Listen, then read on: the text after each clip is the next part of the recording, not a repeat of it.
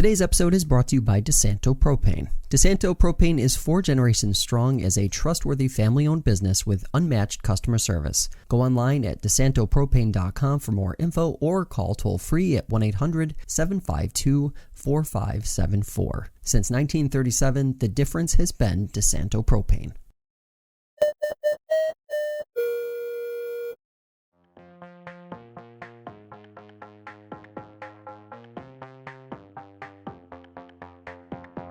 Today we continue our series previewing local elections across the region by catching up with one of the candidates running for Ontario County Coroner.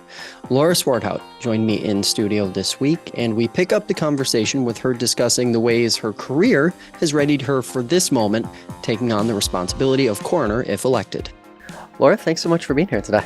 Thank you for having me. So let's talk about the why. Why did you decide to run for county coroner? That's a great question. I love the why. Why I decided to run was because I was approached by a community member who initially told me about the issue of response time, that the current coroners are not responding to scenes. They're not responding to accidents. They're not responding to deaths at home that need those responses. Law enforcement are complaining, are concerned because they're not getting the support that they need. So I thought about it, and they said to me, you've been in this field sort of, because I'm a hospice nurse way back when, and I've had to respond. I've had to go out in the middle of the night when a patient dies. You go out. I pronounced at that time being on hospice.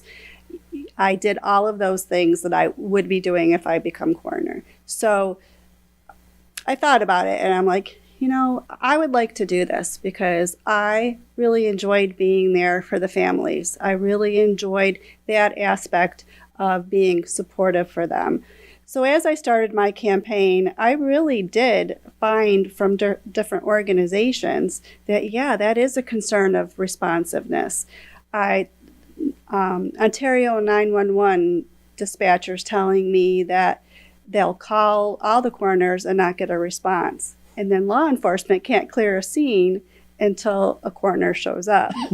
Or, a coroner will just call and say, okay, I'll do it over the phone. That's not okay. We need our coroners to show up. So in a nutshell, that's my why. I feel that our Ontario County residents deserve a coroner who's going to be responsive and show up. What do you think's attributed to that so far? What is we're talking about a why. Why is responding such an issue currently for the coroner's office overall? I just think that they haven't had to. I think that it hasn't been brought up in the past. I don't think it's been made an issue. Yeah. And now it's being felt by the first responders, by the law enforcement. So it's becoming an issue for those people that need to respond.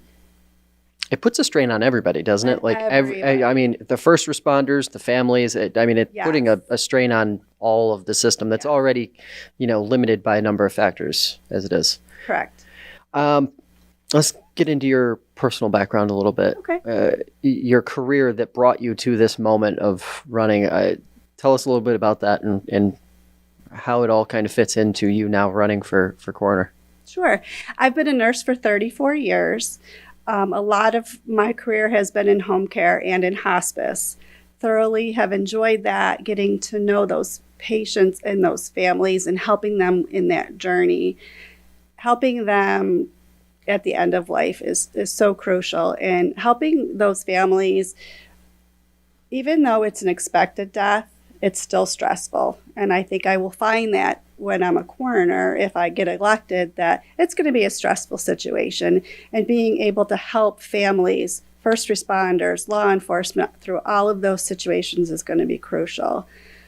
So all my experience of being around hundreds of deaths in my career, I think is going to be very beneficial. And then I'm also a board certified psychiatric mental health nurse. So with that, I have a lot of de-escalation techniques that I have used. I came up with our program at Clifton Springs Hospital for the training of de-escalation. I'm very big in working to prevent issues from happening. So if I could help in a situation when we get to a scene, if I can help law enforcement with de-escalation, if I can help with talking to families and others that are there that need help, I want to be able to do that. I want to be an arm for everybody else who's there. That's really interesting because I don't necessarily think that that's something that many folks are going to think of in that situation as being a really valuable resource. But obviously, for the reasons you just outlined, it is. It is. How important is that in the context of if it were absent in those situations? You've been in those situations before where a family has just lost a loved one.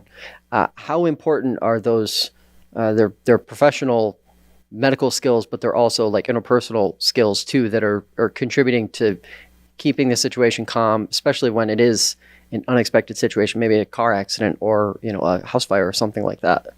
Well, I will commend a lot of our law enforcement are taking crisis intervention trainings, and I think that's wonderful that they're doing that. I think it's going to be a huge help for them when they're out in situations like this.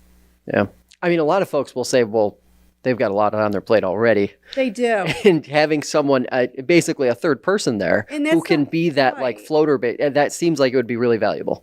Yeah, and that's what I'm hoping to do. That's what I'm hoping to bring. Yeah.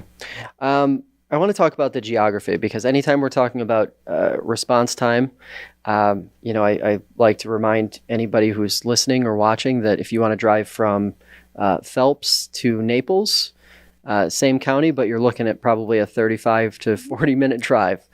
So when people think response time, when you're talking to folks, does response time in relation to geography feel more like a subjective thing, or does it feel like there is kind of a common ground across all the people you're talking to? Like an hour is a reasonable response time. Hours is not a reasonable response time. Or does it vary where some folks literally think like someone should be there within like 30 minutes? I think that if I get the call and I respond right away, that's adequate. Yeah. So if I'm 35 minutes away and it takes me 35 minutes to get there, that's adequate. Yeah.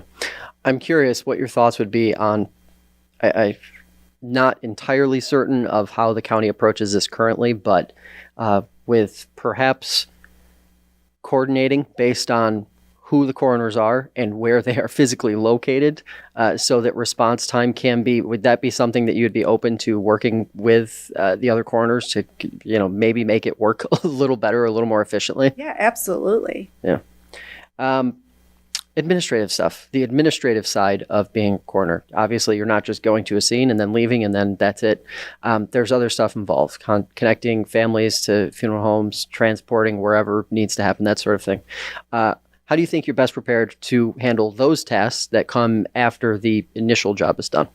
I've done that. As I said, I was a hospice nurse, so my job doesn't stop when the patient takes his last breath. I've had nurse manager positions. I'm a director of patient services now, so I have administrative duties that I do now. So I'm very comfortable with that, and I think I could be able to handle that quite well.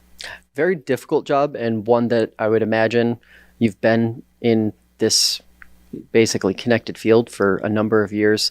How do you keep yourself mentally fresh? How do you keep yourself ready to go every day?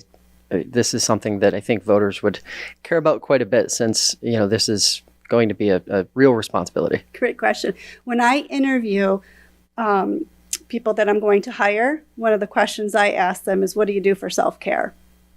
So I think self-care is important. So whatever your self-care is, it could be it's different to each person. Right. Mine's family. So mine's family time. So I have a new grandson. So my self-care is getting those snuggles in right now. It resets me. My self-care is different at different times, but right now getting those snuggles in kind of resets me. Is it something that's changed over your career? Oh, absolutely. Yeah. Yeah. So I think everybody needs to be able to identify what their self-care is and make sure you're taking care of yourself, because yeah, this is going to be stressful. Without a doubt. I feel any caretaker that has a job, whether you're, I hire a lot of nurses, I hire aides, I always ask them, what's your self-care? But also the people that we're talking about out that I'm going to be working with, law enforcement, EMS, fire departments. I don't think that they think about self-care, and they really should. Yeah. Easy to get caught up in the day-to-day. Easy to get caught up. Yeah. Yeah. Find something to do for yourself. Yeah. Where can folks learn more about your campaign? And last question, what is your elevator pitch to voters in Ontario County? Pitch is compassion, empathy, community. Excellent. Where can folks learn more about your campaign? I'm on Facebook, Laura Swarthout for Coroner. Awesome. Laura, thanks so much for the time today. Thank you. That'll do it for this edition of FLX Today. If you'd like to hear more conversations like this one, check out the show on your favorite podcast platform or subscribe to the FingerLakes1.com YouTube channel. Have a great day, and we will see you next time.